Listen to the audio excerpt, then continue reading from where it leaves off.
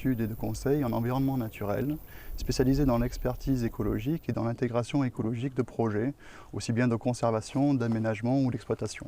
Qui intervenons pour le compte d'industriels, de collectivités, d'organismes publics divers, tout autour du bassin méditerranéen. Nous avons depuis une douzaine d'années travaillé à la réhabilitation de la carrière avec le ministère de l'Environnement. C'est tout à fait la première fois qu'on crée un espace pareil, une ceinture verte.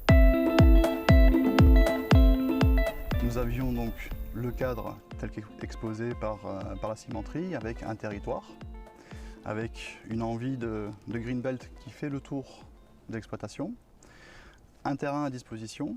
Après avoir fait, on va dire, un diagnostic écologique, une empreinte de ce qui existe aujourd'hui, on a identifié autour de la cimenterie qu'il y avait quand même un bassin de vie de fonctionnalité écologique encore très fonctionnel.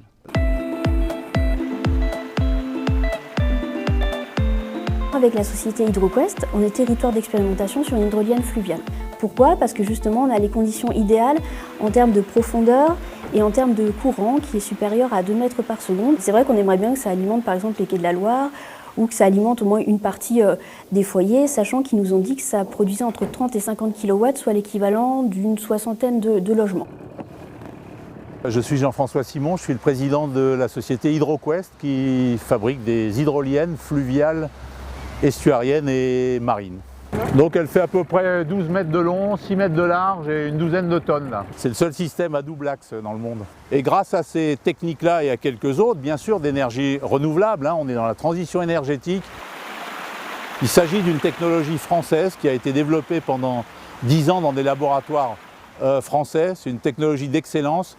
On est maintenant à la phase de développement commercial. C'est le moment d'aller conquérir le monde.